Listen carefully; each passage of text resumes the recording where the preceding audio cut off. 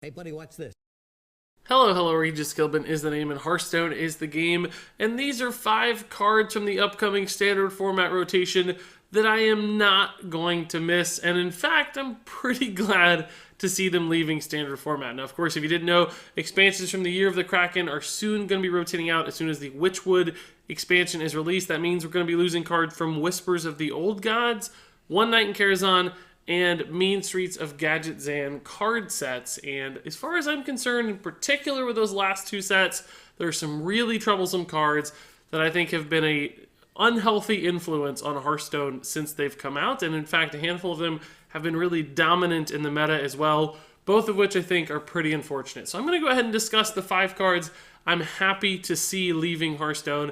I'm not going to miss these cards. I actually cannot wait for them to leave.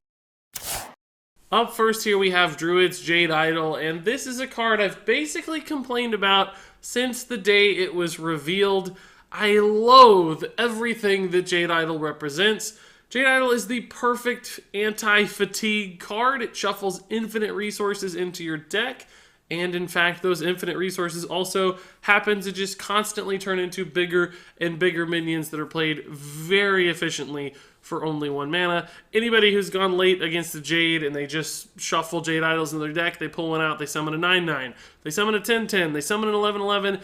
It's impossible to beat if you're playing a really slow deck. Now, clearly, at some point in the lifespan of Jade Idol, the card Skulking Geist was released, which gave you a small counter to 1-mana spells like Jade Idol, which finally gave us some sort of answer to Jade Idol. But at that point, it had already been oppressing us for something like 9 months by the time Skulking Geist got there. And even then, having to run a tech card to beat one specific thing feels absolutely miserable. That's an awful experience because then you're compromising your deck to beat something you might just occasionally play against. Now, Skulking Geist, of course, good against other cards as well, but Jade Idol really seemed like the genesis of that card and the reason for its existence, particularly in the meta. So, although Jade Idol might not be a deck you see very often today and might not feel very dominant at the moment, I have not forgotten about this card. I still have almost never played Jade Idol myself, despite it being a tier 1 deck for a really, really long time. I very occasionally only ever played it,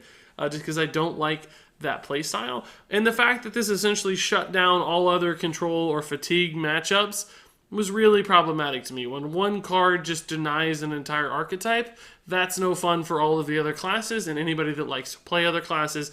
So essentially, Jade Idol did so many things so incredibly well. It started an archetype that felt awful to play against, and in fact, sometimes awful to play as well.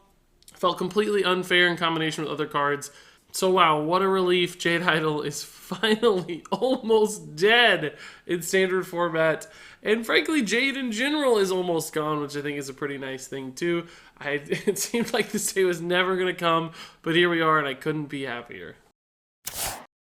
So up next here, I have Barnes from One Night in Karazhan, and this is a card which is still immediately impacting Hearthstone these days. With things like Big Priest and Spell Hunter, Barnes is still a really oppressive card because he provides such huge swing opportunities that he can often win a game by himself when played early in the game on turn 3 with a coin or on turn 4. Most notably right now, that's happening in Spell Hunter with Yashiraj. So Barnes, if you play him on 4, you just get a Yashiraj, a 10/10 body on turn 4, not to mention an extra 1/1 and a 3/4. And sometimes that's just too many stats for your opponent to deal with. If they don't have some sort of answer, it just outright wins you games. And that feels terrible to lose to because there's nothing you could have done. It just gives your opponent, if they draw this card, they win the game. They just get a button that says win the game when you draw Barnes.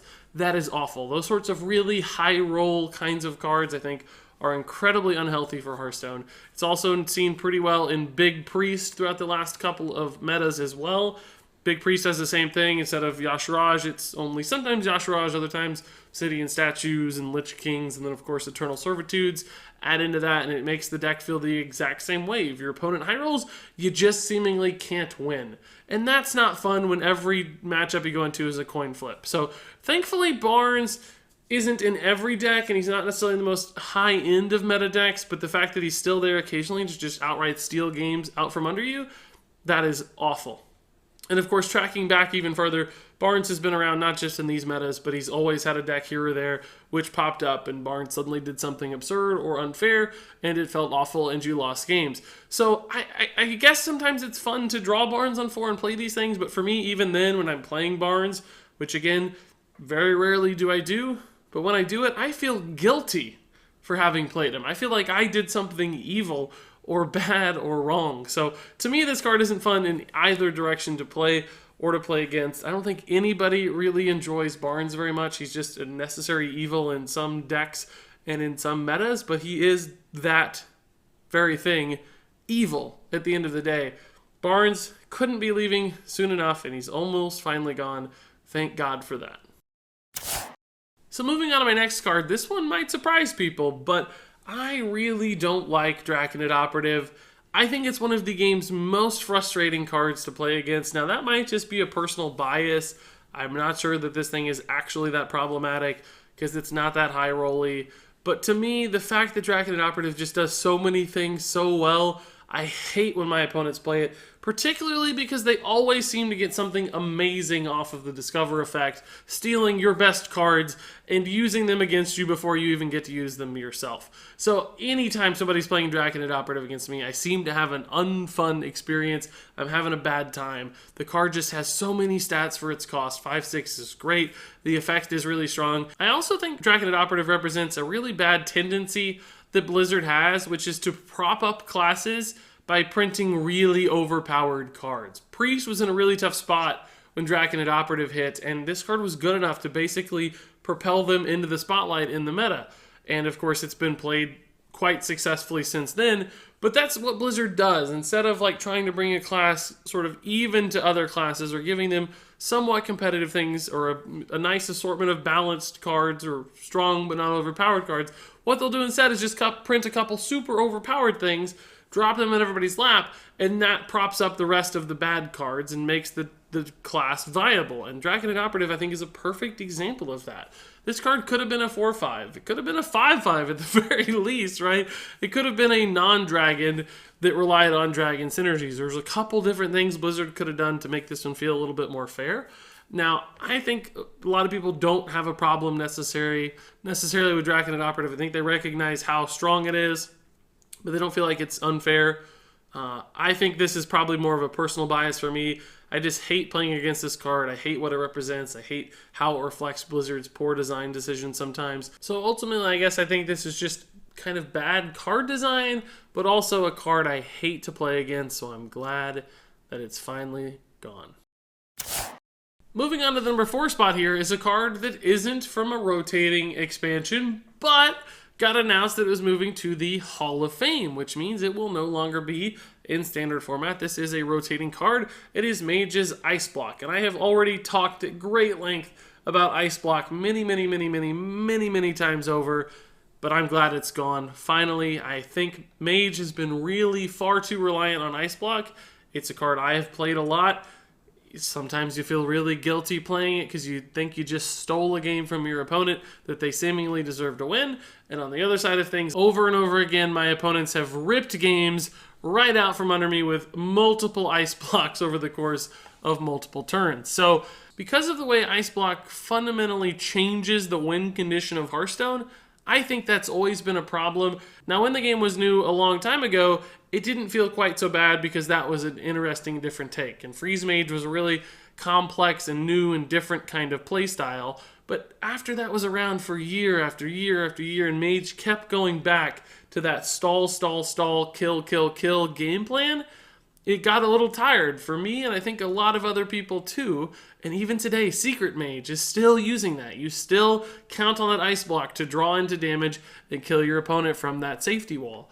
And that's tough, because I think it's time for Mage to get a fresh new look, a fresh take, some new defensive capabilities. Things like Arcane Artificer seem to be hinting in that direction. So I'm really glad that Ice Block's leaving. I think it was a troublesome and frustrating card, but also it gives Mage a new lease on life so that they can do some cool new stuff, and Blizzard can design cards in interesting and creative new directions instead of the same old things. So I certainly won't be missing Ice Block anytime soon. And then finally, I have one last card here. It is Patches the Pirate, and yes, I do know that this is the old version of Patches the Pirate that has charge. If you guys didn't somehow hear, or if you haven't played Hearthstone in months, Patches the Pirate got nerfed. He no longer has charge, but this is the version that I absolutely hate. This is the version I'm glad is gone. I guess I wouldn't care too much to see a Patches without charge, which is the only Patches that exist today. But frankly, I was waiting for so long for the charge version of Patches, the oppressively strong version, the version that completely reshaped how we play Hearthstone, the version that seemingly every class and every deck found some way to squeeze into their deck list.